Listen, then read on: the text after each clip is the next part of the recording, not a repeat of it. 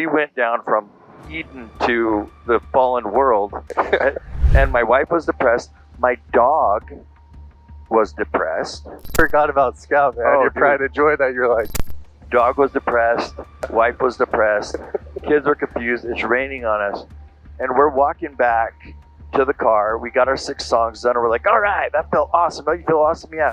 And I'm just trying to keep it up, right? yeah.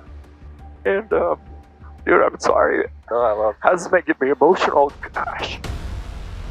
Welcome to Flying High with Cam, Yayo. a podcast where I combine 2 things I love. This is insane. Interviewing the most successful people I know You're the baddest guy in town. while flying helicopters. Engine failure. Fly with me. I want to hear your stories, learn from your experiences, and build a community. This is Flying High with Cam.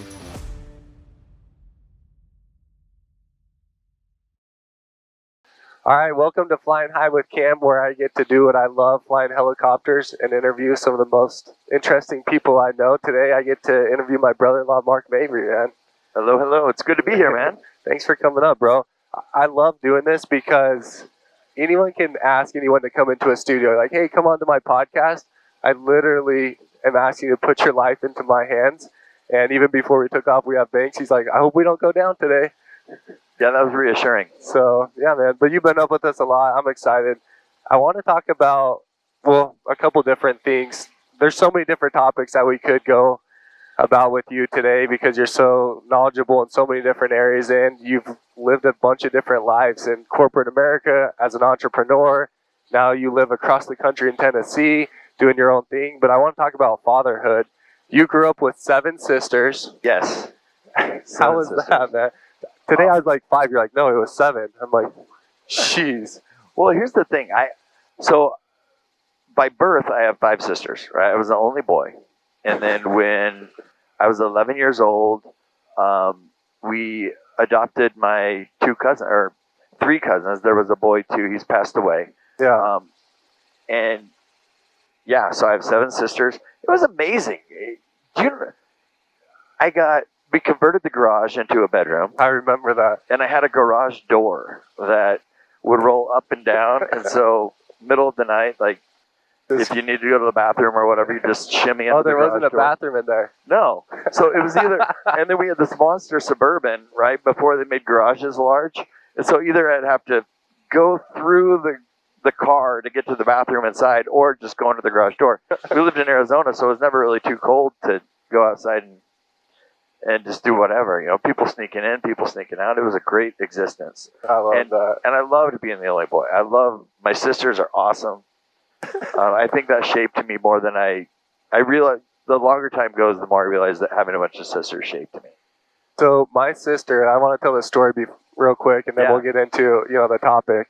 But Tara was best friends with a lot of your sisters. My sister, your wife now, and Tara carried a framed picture of you in her purse. I apologize. Before you guys were even dating.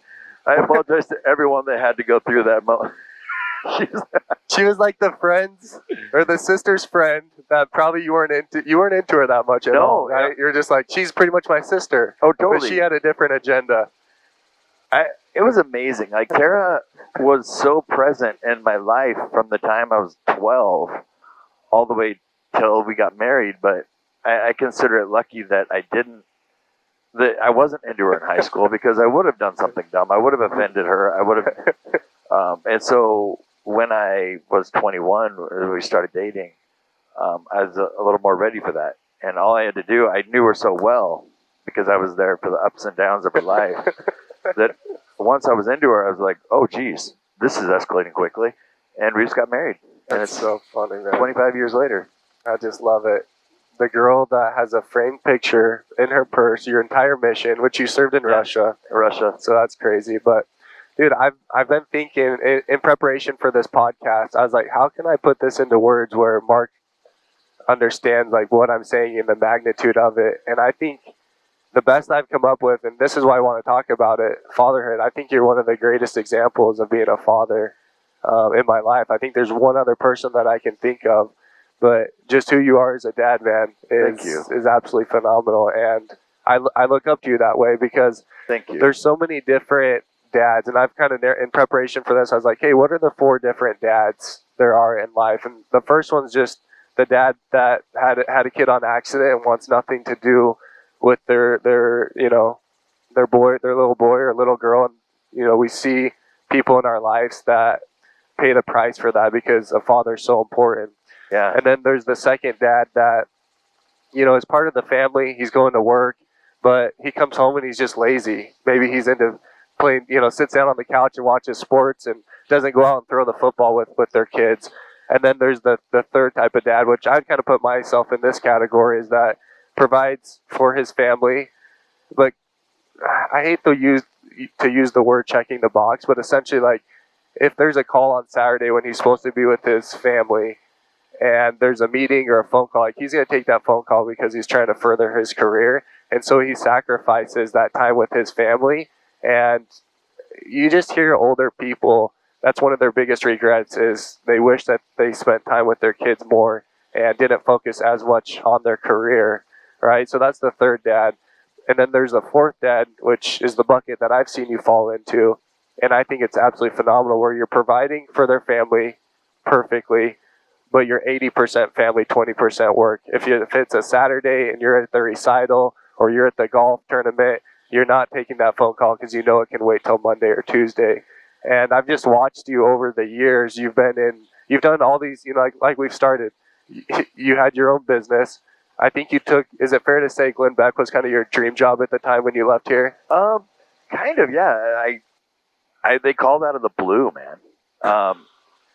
And I went and worked in television for 3 years. I don't know if it was kind of a dream job, but I didn't really have a dream job. Well, maybe I thought of that because that was the job that took you away from your cozy little home in Mesa, Arizona. Totally. And like that was your guys' first, like, okay, we're gone. But you went there, and then, in my opinion, maybe you chased money doing the solar gig. You moved to Utah, and now you've moved across the country to Tennessee. So I want to get in. I feel like you've lived, and you're not old, but you're at that like peak of like looking back, and you're still in the middle of it, to where you could focus on career or continue to dive into your family like you've done. You've sacrificed so much moving to Tennessee for Ava. I want you to talk a little bit about that and the blessing that's come from going all in on your kids, because each of your kids are completely different, and that's what I want to dive into today. So let's start with Ava. Tell the people that are watching or listening, like, the sacrifice moving from Utah. Again, you've created this cozy. Your guys' house was one of the greatest houses in Utah. Oh my gosh, dude! And then you move across the country, man. It was so nice. But before I go, I'll go there. But I want to say one thing, right? To your 4 types of fatherhood. Yeah. I think you put yourself in the third bucket, and I don't think it's a matter of like buckets. I think it's a progression. Okay. Because honestly, when I was your age, right, early 30s, I probably would have taken the phone call. Yeah. I think it's a sequence, and you're like driving towards something. You've got this destination in mind where you can just live this full, rich life. But there is no balance. There is no 3-legged stool. You know what I'm saying? Yeah. There's times when you got to just push down on the gas of one of those things as hard as you can. And sometimes it's fatherhood, where you're all in on your family, and you're like, listen, this business might crash and burn, but I have to save a kid. Yeah. Right? And other times you're like, hey, the kids are all right, honey. You got this? Yeah. All right. I need to go work for 25 hours a day. Yeah. Yeah. And that's what I talk about with people with lists, is that I'm so lucky because for the past 13 years that I've taken to continue to build these companies, if I had to handle the stress at home, I wouldn't be able to do it, because she said, hey, I got this. Like, there's no way I could do it. You've been intentional about it. I watched you move and like tackle weaknesses. Like, a lot of guys would succumb to the fact that you've got this several huge businesses, and a lot of people would be like, I'm being a dad, I'm checking dad number 2, like you said, and you've intentionally been an incredible dad, man. And you're transitioning into that thing. Okay, now I'll answer your question, but I didn't want you to shortchange yourself because you're in transition, and that's a beautiful thing to be in. Um, Ava, when she was like, Who's your she's my third child. Yeah, Okay. I have an oldest son, Mark, who's 23 and married to an incredible girl, and just becoming a man in front of my eyes. And it's one of my favorite phases of life with him is the adult Mark. Yeah. And then I have Bo, who's currently a missionary in Seattle, and this kid is Which we're gonna get into. Oh yeah, we'll talk about Bo. And then Ava's my third, and then Cannon is my youngest, and I love him to death, and we're going to get into that too. And Ava, it was interesting. I had a moment of, I want to call it crisis, but kind of decision, right? I chased a great job. I worked for Glenn Beck, and when I was working for Glenn Beck, I was dad number 3. Yeah. Right. I was taking the call. I had to take the call because there was maybe a story I needed to go shoot or something big, but my kids weren't as much of a priority as they would have been. Right.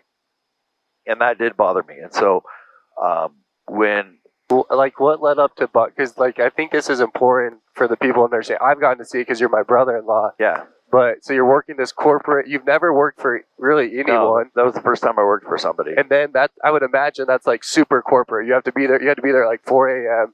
You had to have certain scripts written, and it was just like black and white for you. Yes, and toward the early phases to middle of Glenn, I had incredible creative freedom. Yeah. Like there was a time when he was like, "I just want you to write," and I was like, "Well, do I have to come into the office?" Because he's like, "No," and so I would just go to the library or whatever and write. So there was some freedom. Yeah. I wasn't chained to a desk, but I was definitely chained to a priority. Okay. But you could see it tugging because you had these responsibilities. Man. You couldn't have the free. Like I called you the other day. It was like 11 o'clock, and you're like, "I'm going to Cannon's golf tournament." I was like, "Dude, that's so cool." That was fun. So, yeah, I left Glenn, and here's Four Peaks, man. I just want to point out. I don't know if usually there's snow on the top of here this time of year, but anyways. Four Peaks is so iconic. I rode mountain bikes there for homecoming one year. You rode mountain bikes up this hill? I don't know where we were riding, but we were somewhere. Crazy. I wasn't a very good mountain bike rider, neither was my date, so it wasn't a fantastic ride, but it wasn't the best idea, but we did it. Yeah, we did it. I chased the gig. Now the solar gig was corporate. That was corporate, and I did not do well with that. But yeah, and that rattled me in a lot of ways. Looking back, for the first time in my life, I was having like a little bit of financial crisis, a lot of bit of faith crisis, a lot of bit of just like health crisis. Not health crisis, but I was like chubby and whatever, and I just wasn't happy, and I felt, I describe it like this, and I'm going to get into Ava, but this is an important part of the story, is that I felt pregnant.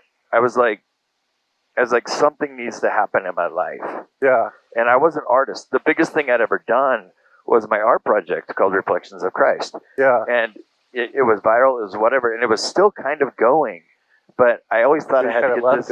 Yeah, I had to get this grown-up job, right? I was like, well, certainly no one could just be an artist for a living. Right. And so I put it off, and it would tug at me, and I would just deny myself. And one night, my daughter was singing in a gospel choir. This is in Utah. In Utah. Okay. It was a mostly black gospel choir in Utah. Go figure. Yeah. and we were driving home one night. It was 45 minutes to rehearsals because we lived back in a canyon, and it was just a long drive. But those drives were so sacred at this point because we would just talk, right? Yeah. She was. There's no cell phone going up into the canyon, so you couldn't be on your phone. Nope. 9, 10, 11 years old, we would do that.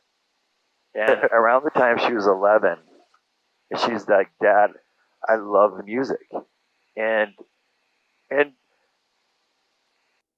for me, I try to be sensitive to the Spirit, to like actual Holy Ghost, to God ordained moments, right? Yeah. And I go, you really love this? She goes, yeah. I said, you want to do it for the rest of your life? She goes, yeah.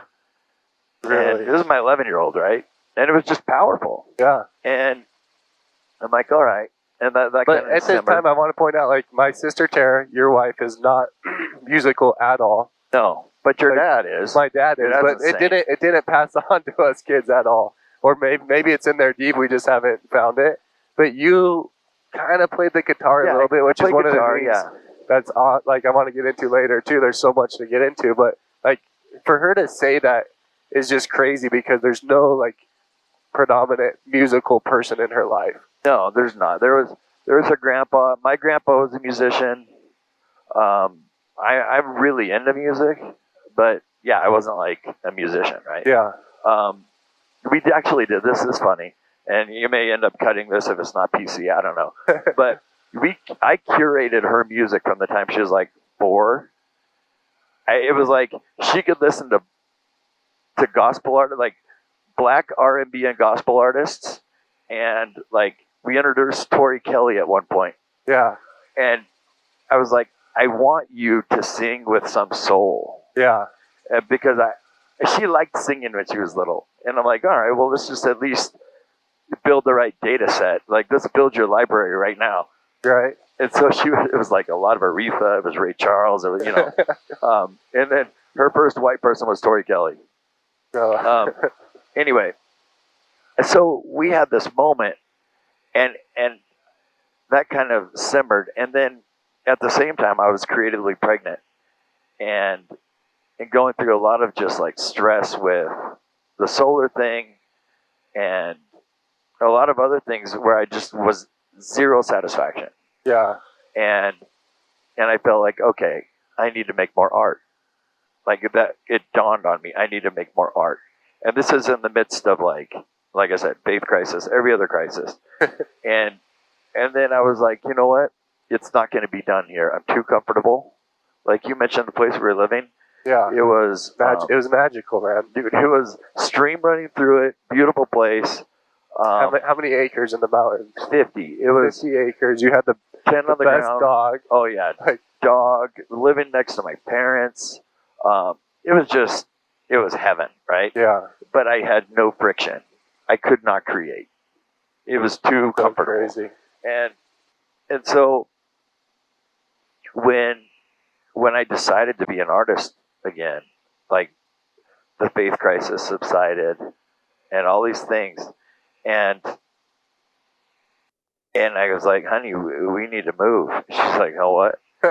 I go, it's like, you just moved me out here. yeah. She goes, where do you want to go? And we had been there for like 6 years at this point, so it was settling in, right? Yeah. I'm like, how about Nashville? And she's like, Nashville? She'd been there once. I'd been there maybe twice, 3 times. I didn't know where to go in Nashville. I didn't know anything, but I knew that I wanted drastic change. Yeah. It's the first time I'd ever run away from a thing, right? Yeah. I didn't run away from Arizona. I ran toward Texas. Yeah. And I didn't run away from Texas. I ran toward a new opportunity. But I knew that where we were, I had to get away from it. That's perfect because it was too perfect. Yeah. And there was zero friction. What made you like be aware that you had to do that? Because a lot of people would probably just continue to fight that because they're comfortable. Yeah. They don't like that. It caused a lot of friction on your kids too. Like that was hard on them. Oh yeah, I was creatively impotent, and when I realized that I had to perform, and it wasn't there, yeah, I was like, something's got to change. Yeah, and it's location, right? Okay. And so I thought about Ava. I was like, well, she wants to do this, and if I don't want to throw her to the wolves at 18 years old, yeah, and have her go out to Nashville and just be kicked around, and it kicked around is fine, but all of the other pressures that I see now that we're in the middle of it, yeah, I see some artists succumb to. I wanted to ease her into that. Yeah. And then also I was like, you know what? It's going to help me creatively. And Bo had his little podcast, and he's just I knew that he could swim anywhere. Mark had, my oldest was just about to leave on a mission, so it wouldn't really affect him. And then my youngest, Cannon, I was like, well, hey, let's toughen him up. Let's toughen him up. And seriously, like moving it with Ava specifically, because that was your question, right? Yeah. That I keep like bouncing around. She got there, and what she realized, I think what we're all realizing, is that it's so much more, to be a musician is so much more than being Taylor Swift. Right. Like, there are a lot of ways to make it work without packing a stadium. Yeah. And she has like really fallen in love with songwriting and the craft and met all these people. And it's taken about 3 years of being, we've been there for 4 years. And at year 3 point something, it started to happen. Yeah. Right? She would go, when we got there, I said, okay, if you're going to do music, then let's just do music. It's going to be awkward and it's going to hurt at first. And I said, and I could play guitar. I played guitar in high school, and then I relearned it in my 30s. Like I said, didn't pick up a guitar in my 20s. Picked it up in my late 30s because Ava wanted to sing.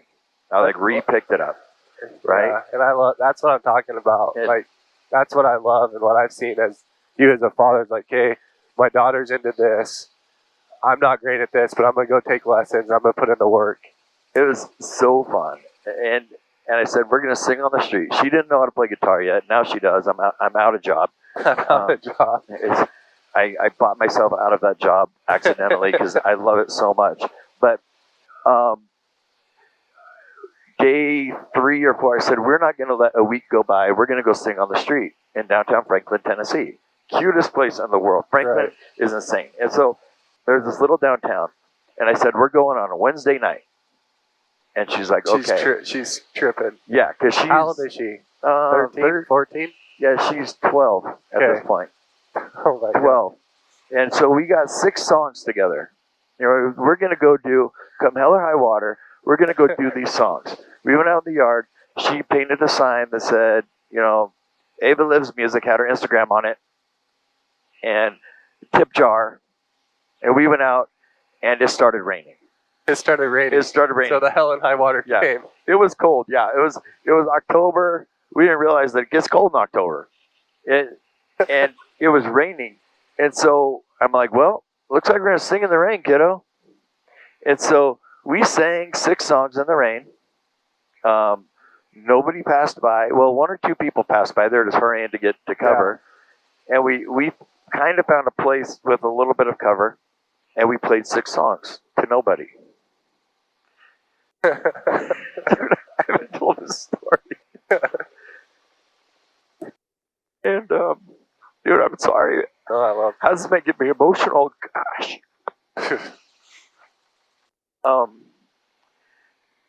And we finished, you know, Tara was sitting in the car watching, thinking my husband's nuts.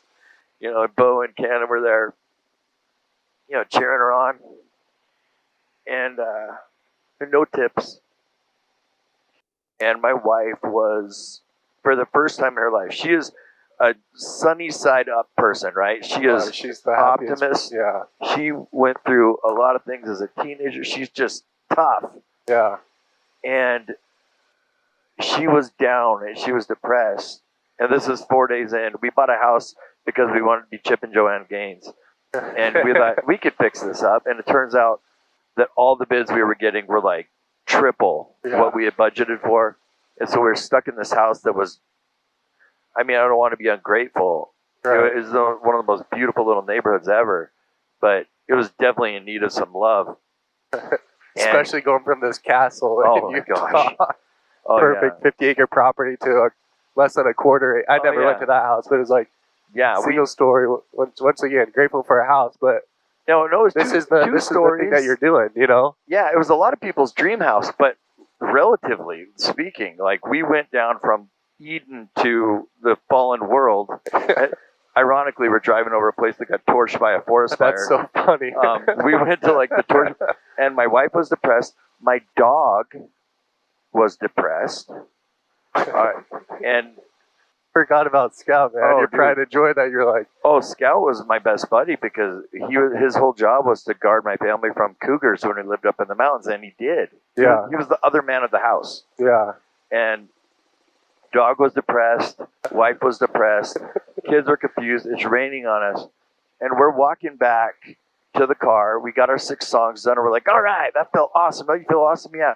And I'm just trying to keep it up, right? Yeah. And we're walking by, and we hear music coming from this store. It's called Sage Sleep. We're like, oh, there's some dude in there playing piano and 6 or 7 people standing around. And it was open and the light was on, and it was warm. We walked in, and this guy comes over, and his name is Greg. And it turns out they were having like this little worship music session. Yeah. And he took one look at us, and he looked at Tara, and he goes, oh, you're in a lot of pain, aren't you? Boy.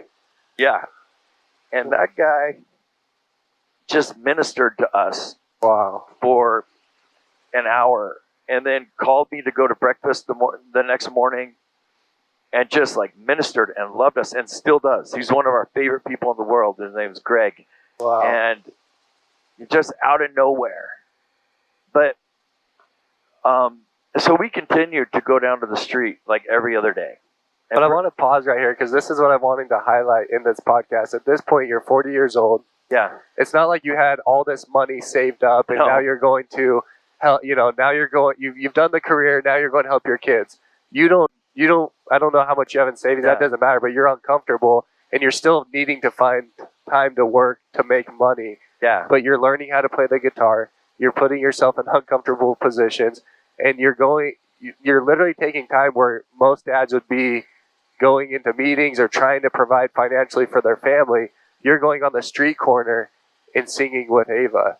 oh, And that's where I'm just mind blown because it's like, dude, like, and then you have 3 other kids that you're doing the exact same thing for in different ways. So that's why I mean, like 20% career, 80% family. yeah. It's I was crazy, happy. man. I was, I had just recently said I'm going to be an artist. Like for the first time in my life, I had been a professional photographer, and that went really well. But left that in Arizona, and for the first time in my life, I said I'm an artist. I said those words, like I'm an artist. And what does that mean to you?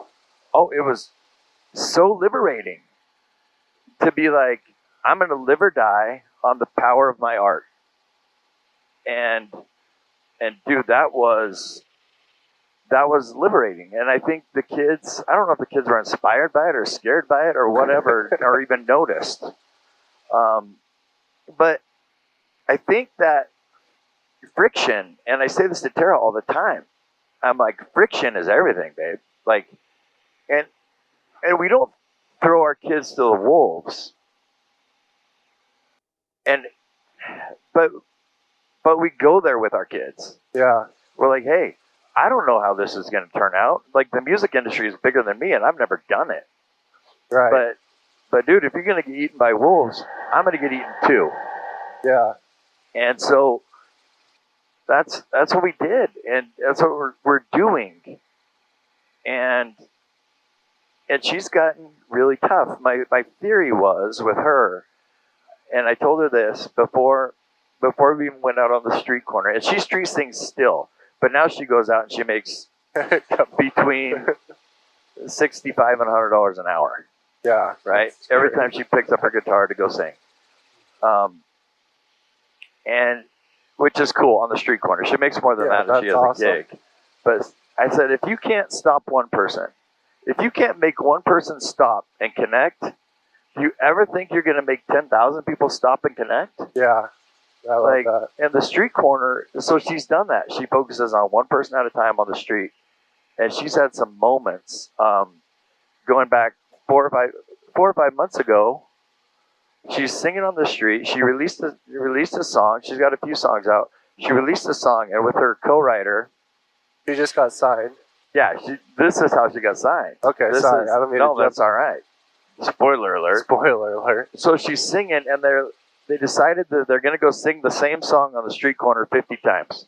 The same song in a row. Yeah, in a row. Okay. Right? So people could go here. And so they're on like song time number 16, right? And they're like, oh, this is a lot of repetition. Yeah. But they had a tally. Like they were doing this together. And people were stopping and listening as they're playing the same song over and over and joking about it. And one guy walked by and his kids stopped. And his kids were just like listening. And his wife stopped. And then he stopped. And they listened to like 10 times through. Yeah. 10. Wow. Yeah. And then she gets a text or a DM. This guy follows her on Instagram. And goes, hey, can we meet for coffee? And you can bring your dad. And I was like, all right, that's cool. I appreciate that, right? Yeah. And so we show up, and we're in the car, and Ava goes, I don't know, he had cute kids. Probably just wants me to babysit. Because we looked at him, and he's got like, he's a monster. He gets like 4.5 million listeners a month on Spotify. Oh, wow. He wrote like all these bangers, like when you go to the Suns game and like, this is how legends are made. Whoa, whoa, whoa. He wrote that, right? Oh, gosh. He wrote the new Olympic theme, just like this huge dude. Okay. And we're sitting there for like, we're 45 minutes into breakfast, and he goes, well, the reason I brought you here is I've started a label, and I'd love to sign you to a development deal. And we're like, well, I thought you were coming to babysit. yeah. And that's what Ava said. She goes, I thought you were asking me to babysit. We were laughing. Wow. And anyway, so she's, a couple months into a development deal, and he's put her in the room with great writers, good producers, and just like, and wow. the thing is happening, right? And it's happening before our eyes. And I realized like she now she'll hop in the car and go write and go play and go do all these things that don't require my help. That's cool. And that's 4 years of being right next to her. It's 4 years. And she knows that I'm still right next to her. Yeah. And I intentionally don't go to some things because sometimes people are asking her hard questions and she'll look at me and I have to go, hey, if this is you. Yeah. And so sometimes when I know those questions are going to happen, I don't go. Like she's been in rights before with Christian writers who have attacked her because of her faith. Oh, wow. She's been in awkward writing situations with dudes she didn't feel super comfortable with, and she goes, oh, lesson learned, right? Yeah. And so she's I'm there. We're facing the wolves, in the earliest stages because she still hasn't like blown up, but the machine is moving. I love it, man. Right, and so we have a really special relationship, Ava and me. I'm really thankful for it. I love it. Well, let's get to Bo then real quick. Oh, Bo, he's nuts. I was looking through your Instagram, and I think it was a podcast that you were talking about on Bo's podcast. You talked about and I think it was Einstein that said it, but if you judge a fish by the way he climbs a tree. Yeah. What's the full quote on that? Or you can't judge a fish by the way it climbs a tree? Basically, yeah. Okay, so that's Bo. That's Bo, and Bo has a gift of gathering people, and he's high energy, and he is not meant for a classroom. Like we actually, it's funny. COVID hit, right, and that made the classroom even worse, right? And he was just getting pounded by his teachers, and so we actually encouraged our son to drop out of school. Which I want to make sure, because this is what I want you to highlight on Bo. You're pro sports. You're a football player at Mountain View. Like you're huge. Like you're all about sports. Love sports. He's a cross country runner. And he's a cross country runner.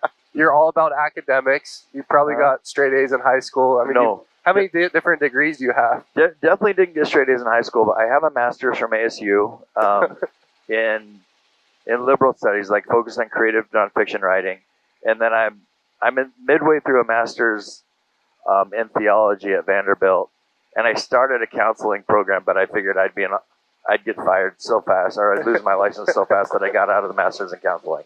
But the point is, like, you're pro education. I love education. So to tell to go from like this friction. How long was Yeah. that friction there with Bo? Or like, Bo, Oh. you need to be you need to be this jock. You need to be this guy that takes school seriously, and then like, hey, drop out. You know, there was never really the jock friction.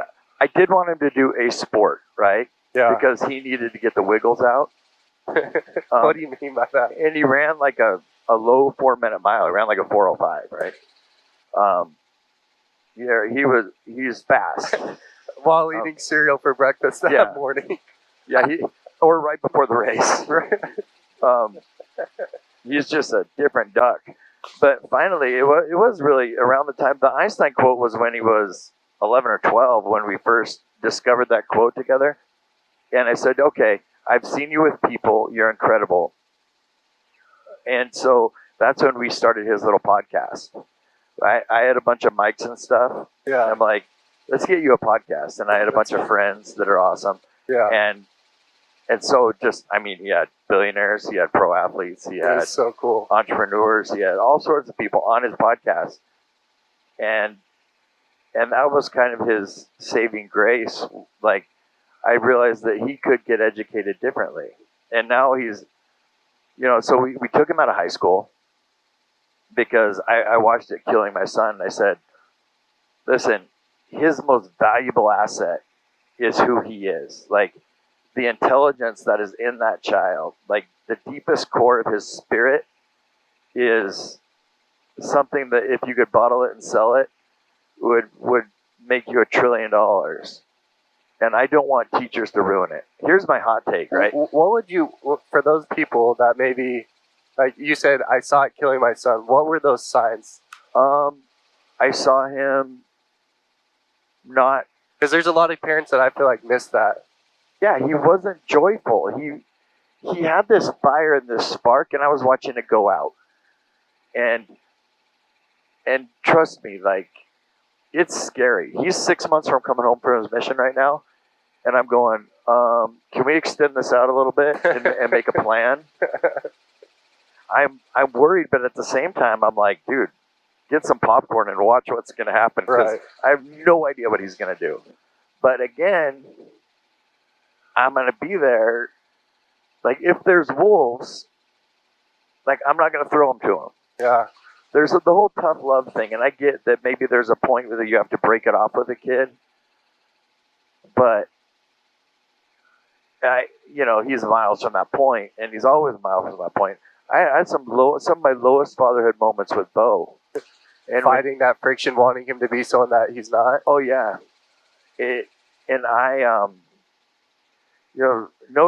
Listen, there's plenty of shame in the moment I'm going to share right here. I've never shared it publicly.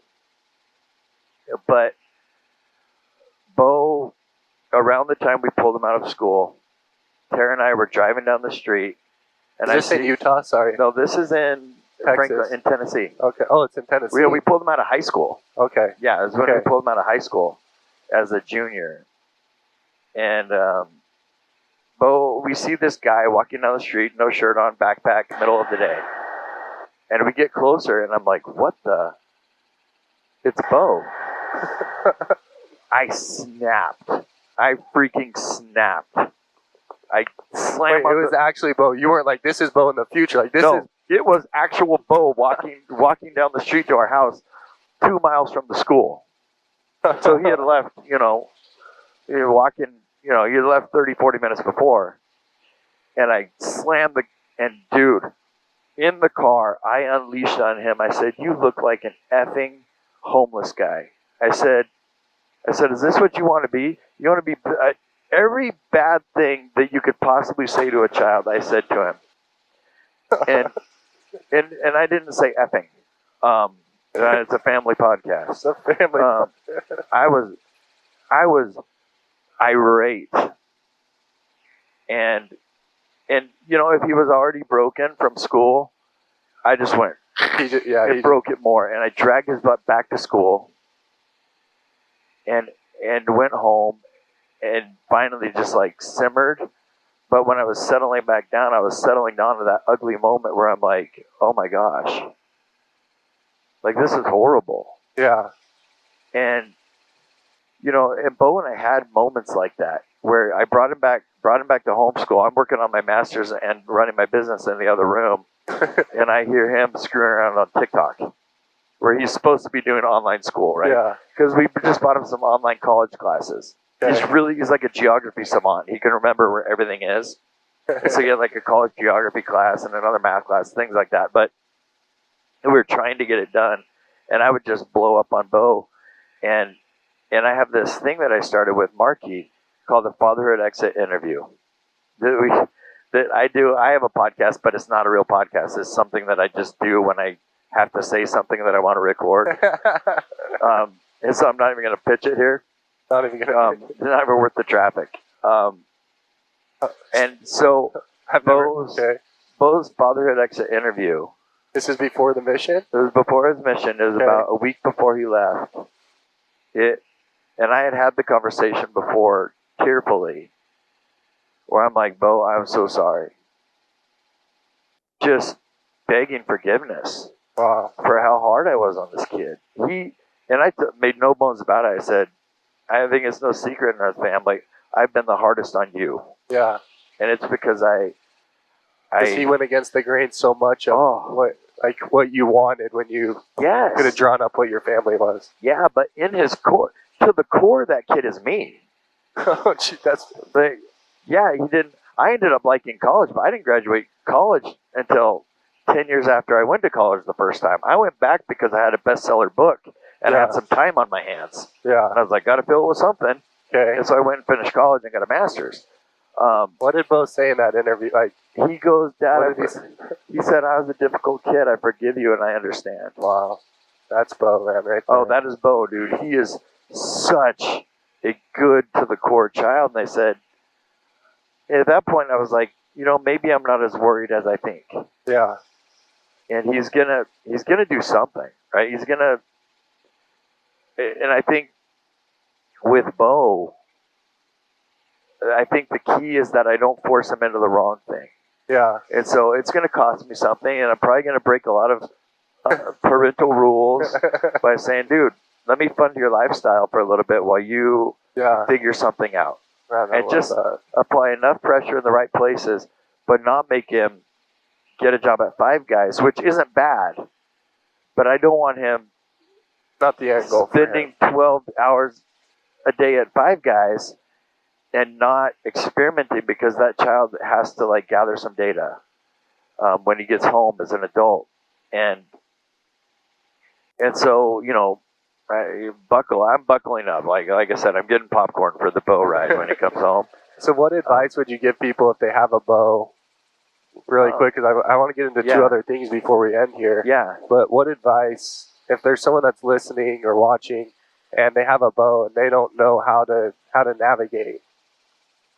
I would say, and maybe it's because I'm sitting in a helicopter. Back way up.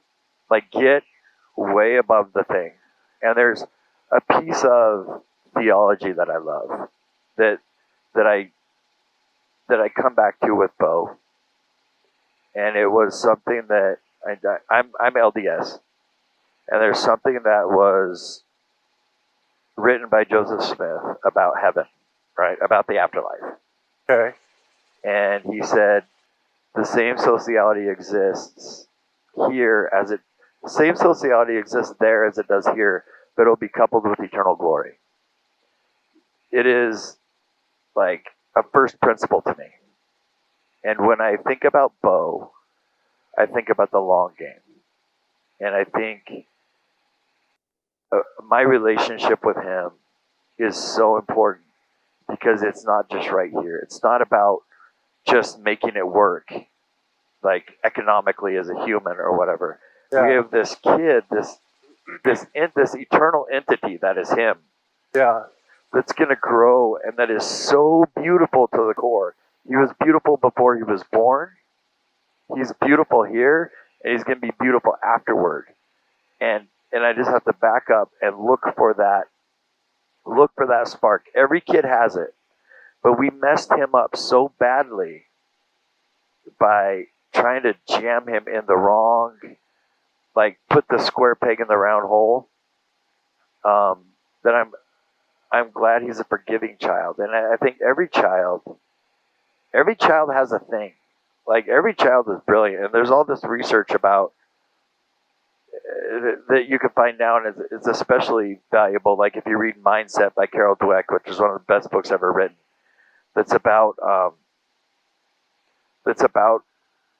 growth and failure, and how valuable it is if we take a growth mindset, and that like just gathering data through our failures instead of making them define who we are. And that's what I say. If you have a bow, people were telling us he had ADD from the time he was in second grade. Yeah. And we had teachers telling us to put him on Adderall.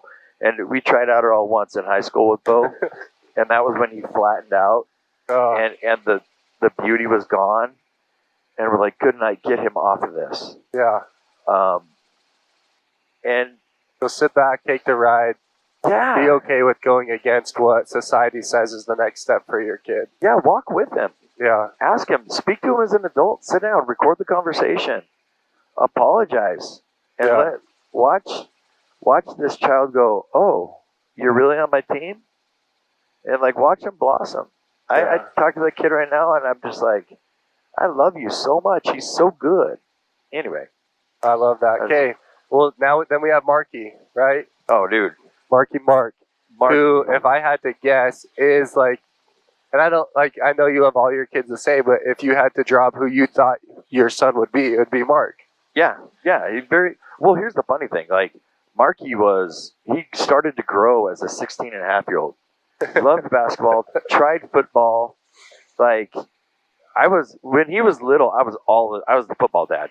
Yeah. I was like, hey, and here's the thing, he's a homemade lefty, because I said, just in case you pitch, when we bought him a glove, we bought him one for his right hand. And said, well, you throw with this hand. Right. And so we made him a homemade lefty. I love that. For sports purposes. And then he didn't grow and got cut from the basketball team 8th, 9th grade and was devastated. And then we lived next to a golf course. And so he started golfing. And, football didn't work because when you don't have testosterone in 8th, 9th grade, it just doesn't work. It just does not. You have to be angry, and you have, Anyway, so, yeah, Marky grew up to be, what a blessed thing to grow slowly, because now you're a scratch golfer as a 23-year-old. But you've had difficult conversations with Mark. Oh, and I want you to tell a story, and I hope we're not throwing Mark under the bus, but I think every kid suffers with, doing this. But I want you to tell the story of having a difficult conversation. Again, driving through the canyon. Oh, yeah. When he... the phone. Yep. So I could tell something was dim in Mark. Some was... This 10th, 11th grade? Yeah, it's probably like 10th grade. He was a sophomore. And I was like, buddy... And I'd have interviews. We'd walk up and down the canyon at least once a week and just talk. Oh, you were walking at this time? Yeah, we were walking. Walking. I thought you were in the car. Okay. Nope, we were walking. And we were out, actually, on our driveway is really long. And so we were on the driveway. And I said, hey, buddy, this phone's a problem, huh? He's like, I don't know. He's kind of just like, where's this going, Dad? And he, we proceed to detail some of the ways this phone has become a problem and affected his spirit. Because you could just see him just kind of neutral out. You feel it. Your worst fear about your kid is always true. Okay? Wow. Okay. Like your deepest fear about your kid, treat it as if God is splitting your forehead with it. If you have an inkling that your kid is going down the wrong path, guess what? Your kid is already on the wrong path. So you need to move heaven and earth. I told my kids, if I ever sense that they are on an extremely wrong path and it's due to friends, I said, I will take your ass and we will move to Fiji. And I'm not kidding. I've proven my craziness. I said, I will take you, I will kiss Mom goodbye, and you and I are going to go live a primitive existence until you no longer think that you're whatever. And when you're you again, we'll come home and try this again. And all my kids know it's true. Wow. Right? One of them actually goes, Fiji looks nice. And I was like, all right, we'll go somewhere else. Yeah, we'll go somewhere crappy. But so with Marky, I could tell it was bugging him. I go, let me see that phone. and I hurled it. I mean, winged this thing so freaking far into the forest that you could never find. It was the best throw of my life. Best throw. And it grew wings. And he goes, it like knocked the breath out of him. He's like, and it's just like 10, 15 seconds passes, just kind of quiet. And he's like, and he lets it settle. And I look down at him, and he looks up at me. And he goes, why didn't you let me throw it? It's going to make me cry, man. Oh, dude. And I realized that, like, my fear about him was his fear about him. Yep. And he was fighting with the same thing that I worried he was fighting with. And he wanted to kick it worse than I wanted to kick it for him. But he couldn't. I think that's the best advice that I've heard of fatherhood. Like, if you think that they're going down the path, chances are they're already down that path. Yeah. And especially if you're the dad thinking it. The mom already knew it. You know, like, wow. But when we come to it, we're late. The mom already knew it. Mom already knew it. You know, mom's trying to tell us, but we're like, no, I got this. Well, I want to end then on this happy note, because, I mean, that was happy, but yeah. Geez, that makes me cry. Just because I know Marky and I know his intentions, and he's just, oh, dude. He's one of the greatest kids I know, man. He was coming to knock doors with me at 12 years old, yes. selling pest control, and I just have a special bond with Mark, and I love it, man. So to hear that, you have mentored him and made him like you're such a role model in his life. But on Mark, I'll tell you what, when he met his wife, it was a different deal. For people that are scared for your kids to be adults, especially dads, like him having a wife and just like getting serious about the career and looking at maybe having a child. Right. We bought him a bed for Christmas, hint. A baby bed? No, an actual bed for them. Bed. Okay. They moved into this new house. They're saving up for this big bed. And I was joking. I'm like, I'm going to get you guys a nice bed because I want a grandchild. That's funny. And it was like the joke on Christmas.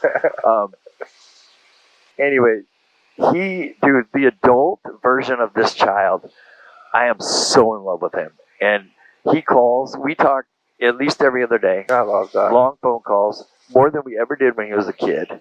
Wow. And I'm just like, I have a friend. Like, he's a buddy. And I ask him questions that I don't understand because he's studying finance and he's like really into business and I suck at business. Yeah. I love it. And so having an adult child is the coolest. All right, sorry. I digress. Which I mean, we could keep talking for hours because I have more questions on that. But look at this little cave right here, man. How cool is this? Okay. See it off to the right here? Where? Right here. Oh my gosh, how cool. All the people. Look at them. This is nuts. Cannon. This is where I want to end with. And yeah. Cannon is 14 years old. Yes. And his love for his mom is something that I haven't seen with anyone else. Oh, he's always hugging her. He's always loving her. Is that something that you've done? Because, I mean, I want Banks to have that with his mom. I want Ivory to have that. And it's just something special. He's not afraid in public to go hug his mom, tell her that he loves her. He calls her Precious, right? Oh, he's like, hey, Precious, you're so beautiful. Oh, the funniest How thing. do you get a kid to do that, man? He'll walk up, and he's 12 years old. He'll walk up, two hands, and grab her rear end and be like, you're so beautiful. You stop that. He stopped that. But you know what? Mine and Tara's relationship has gotten better. And it's always been good, right? I love our marriage. Yeah. But there's some tense moments when your husband says, I'm an artist, right? I didn't even go into the wife side of that. Right. But we've gotten like into a groove and I put her first. I'm not kid first. And especially with my boys, I put all of them on notice. Right. I was like, you don't. And here's one of the things, like, I think in parenting, right? And we'll get to Cannon's love for Tara because, A, that's more on Tara than anything I've ever done. Okay. Right? Like, I didn't know if there was an example that you showed him or... Maybe. I don't. Tara and I are pretty affectionate. Our kids catch us making out all the time. And I was like, yeah, let them, you know? And or they'll catch us just like hugging in the kitchen or whatever, you know. Yeah. And I love that. I want them to have that. But one of the things that I've like come to a realization about parenthood, right? And maybe this is a thing, especially for dads, because our kids do stupid things. Every kid does stupid things. My kids do fewer stupid things than I did, but every kid does stupid things. And it came to the realization that we can teach manners, right? We can demand manners in our house. You will not talk to me like that. You will not talk to your mom like that. You will not leave this messy. You will not. But you can't demand respect, right? Yeah. And we make the mistake of saying, "You will respect me." Yeah. You know, like, well, no. They might follow that rule. They might obey you because, you know, heaven forbid. But yeah, a lot of kids obey out of fear. They obey just to placate dad. But the first principle of theology, first principle of life, in my opinion, is agency. And yeah, I can force your hand about manners, but I can't force your hand about love. Right?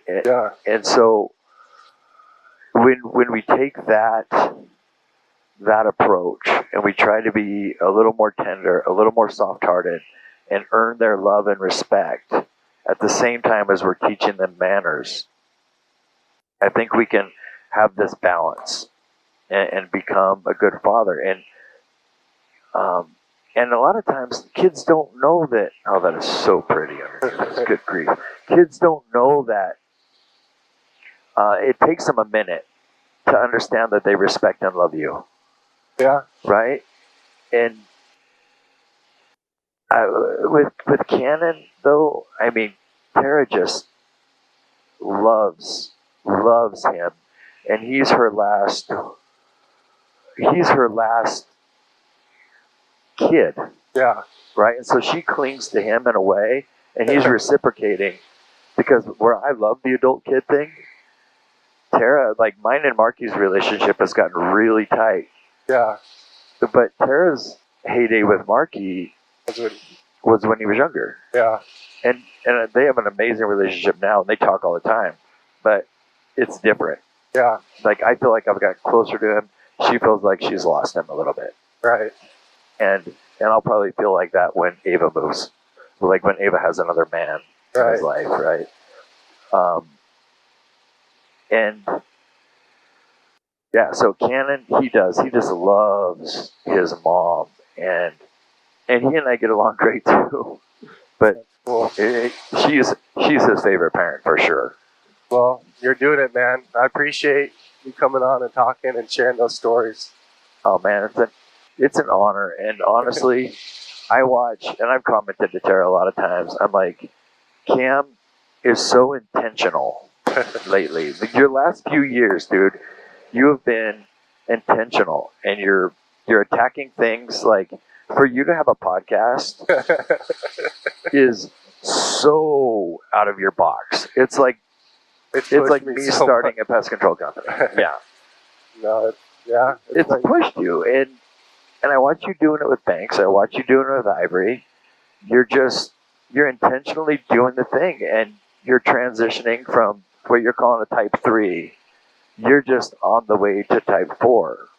And I, you know, your greatest thing, and you've probably thought of this, is because your business is so successful, dealing with success and teaching life lessons in success is far more difficult than teaching life lessons in failure.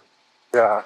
And so I think you're poised to thread that needle because you're looking at it, and you're going to teach your kids how to work, and you're going to teach your kids how to love, and I think you and Alyssa are doing a great job, and she is just so cool. Yeah. And your relationship is so remarkable with your wife, and that's a bedrock for your kids, dude. You're 1,000% loyal to her. Like, she is first, and that's gonna govern how Banks treats his wife, And I hope so. Ivory looks for when she gets married. I hope so, man. You're doing the thing. We'll love you, man. Appreciate I love you you too.